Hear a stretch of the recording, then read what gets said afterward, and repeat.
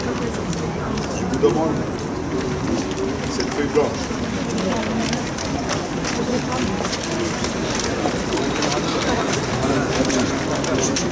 Si vous êtes fatigué, vous baissez quand même.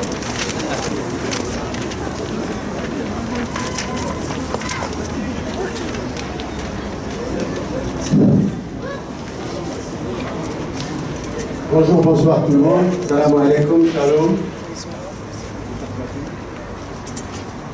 Chers citoyens, chères sœurs, chers frères, à tous les élus, messieurs le député, monsieur le préfet, monsieur Gringoire qui représente la cathédrale d'Evry,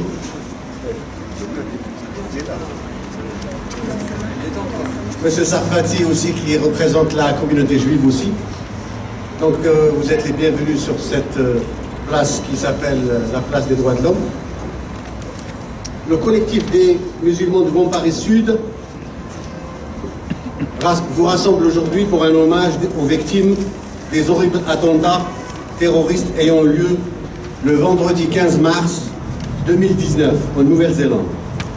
Et afin de dire stop à la recrudescence de la haine et de la peur de l'autre, le collectif de Grand Paris Sud, regroupant les associations de Sénart, Savigny-le Temple, Moissy-Cramayel, Lieu-Saint, Comble-la-Ville et les associations 91, la Grande Mosquée d'Evry, Corbeil, et si j'ai oublié les autres, souhaitent agir en faveur de la paix et organisent un grand rassemblement aujourd'hui pacifique, citoyen et solidaire, ce mardi sur cette place-là. Nous rappelons que tous les citoyens sont invités sur ce rassemblement, quelle que soit leur nationalité, leur croyance, leur idiot, à ce rassemblement pacifique ce jour-là, le 19 mars 2019. Je vais dérouler juste le protocole. Donc, 18h30, c'est l'ouverture et le mot du recteur de la mosquée d'Evry, M. Khalil Baroun.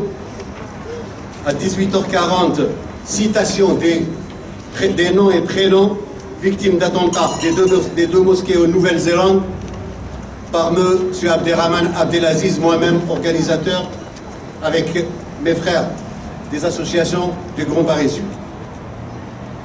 18h50, un mot du maire d'Evry, M. Stéphane Baudet. 18h55, un mot des députés Francis Choix et Olivier Faure qui va arriver bientôt. Et M. Michel Buisson, président du Grand Paris Sud. Et le mot de la fin, ça sera pour Monsieur le Préfet, Jean-Benoît Albertine. Je laisse la parole à Monsieur Khalil.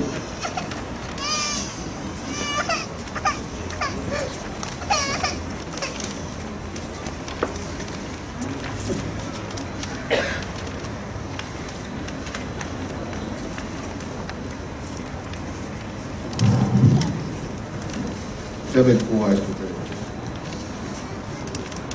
l'heure. Chers amis, chères sœurs, chers frères, Monsieur le Préfet, Monsieur le Maire, Monsieur le Président, Le Paris Sud. Le Paris Sud. Chers frères et sœurs, chers amis, ce jour-là, ils s'étaient réunis, comme à leurs habitudes, hommes, femmes et enfants. Ils étaient là pour prier, pour célébrer leur foi et pour vivre leur vie dans la joie. Quand soudain, la haine est entrée. Le bruit des armes a remplacé celui des paroles sacrées.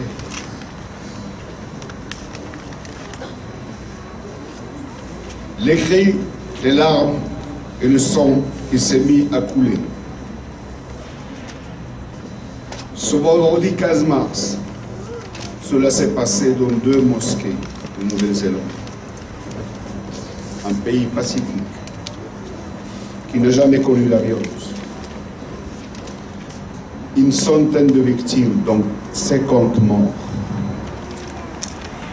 parce qu'ils étaient musulmans, comme hier, parce qu'ils étaient juifs. Un crime odieux, commis de sang-froid, filmé, 17 minutes. Et qui plus est pour montrer au monde entier ce massacre innocent. Cet acte terroriste, il n'est pas islamiste, il n'est pas christianiste, il est criminel, tout simplement. Il n'est malheureusement pas le premier, et sans doute pas le dernier, si nous baissons les bras. En Afrique, parce qu'ils étaient chrétiens.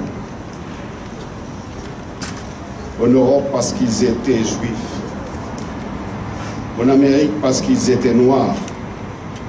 Et tant d'autres, parce qu'ils étaient différents, tout simplement. Le terrorisme n'a aucune limite, ne connaît aucune frontière. Il n'a ni race, ni religion. La France le sait bien. Ils se remettent à peine de la souffrance. Elle a aussi été le terrain de sécurité. Tout le monde s'en souvient. La France que nous aimons, qui nous donne tout. Cette France de la fraternité, loin de l'antisémitisme, de l'islamisme et de l'islamophobie et de racisme de tout genre. Liberté, égalité nous unit. Liberté de croire et de ne pas croire. De vivre comme bons nous sommes. D'exprimer nos différences et d'exister dans la paix et dans la tolérance et le respect mutuel. Je voudrais crier avec toutes mes forces, agissons comme nous l'avons fait aujourd'hui, avant que la haine ne prenne le dessus sur l'amitié et la fraternité et la concorde entre les citoyens de ce beau pays. Faisons barrage à ceux qui sèment la division avant qu'il s'installe le chaos. Je citerai tout simplement une seule élue qui mérite d'être doit démissionner. La France est laïque. Personne n'a le droit de citer un verset biblique et coranique don pour don, or pour une élue de Bretagne.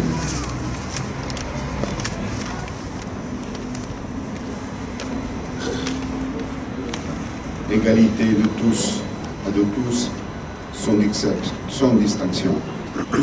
Aucune. La haine n'a ni religion ni couleur. Toutes ces abominations doivent soulever la même indignation.